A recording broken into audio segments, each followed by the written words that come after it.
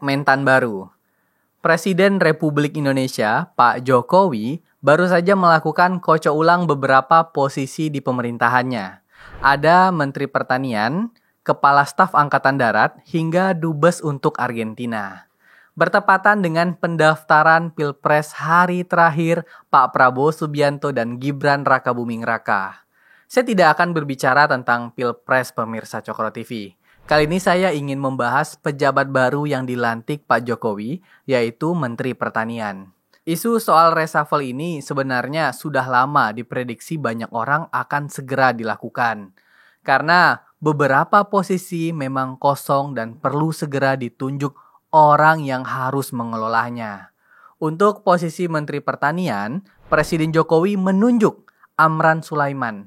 Nama Amran tentu tidak asing, meskipun mungkin tidak banyak yang mengenalnya secara mendalam.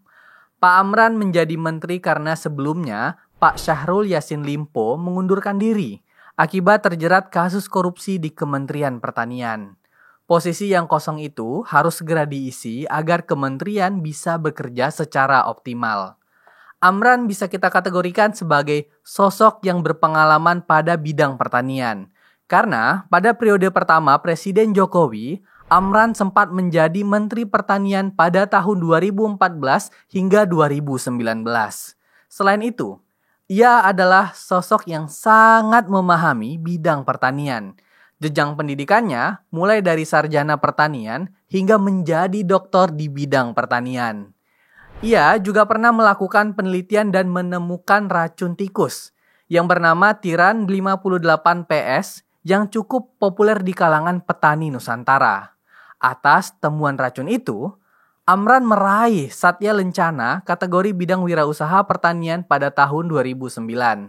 Dari situlah, karir politik Amran bisa dikatakan mulai terlirik. Keputusan Pak Jokowi untuk menunjuk Menteri Pertanian baru merupakan langkah yang sangat bagus. Karena saya melihat ada banyak masalah di sektor pertanian yang harus segera diselesaikan. Apalagi pertanian masih tercatat sebagai salah satu leading sektor lapangan usaha yang berperan penting bagi pertumbuhan ekonomi. Namun, ada juga yang mengkritik Pak Amran.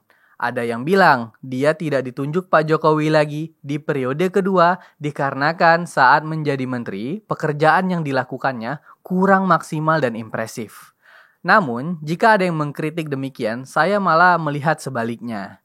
Jika Pak Amran pada periode pertama tidak memuaskan, lantas mengapa Pak Jokowi memanggil lagi pada sisa periode kedua? Saya menduga dikarenakan Pak Amran ialah orang kepercayaan Pak Jokowi untuk turut serta melanjutkan visi Pak Jokowi untuk mengerjakan pekerjaan pada sektor pertanian. Seperti kita tahu, menteri ialah tim kerja presiden pada setiap bidang. Dan penunjukan seorang menteri juga menjadi bagian dari prerogatif presiden terutama Pak Jokowi. Tentu saya rasa Pak Jokowi sudah memilih orang terbaik untuk menyelesaikan masa jabatannya. Pak Jokowi sengaja memilih Amran karena selain dia berpengalaman, sisa waktu pemerintahan Pak Jokowi tidak lama lagi. Sehingga perlu diisi oleh orang-orang yang bisa diandalkan. Bagaimana perkembangan kabinet selanjutnya? Kita tunggu saja dan mudah-mudahan kinerja Kementerian Pertanian bisa semakin membaik. Begitu saja dari saya Belmondo Scorpio di #Belmondo.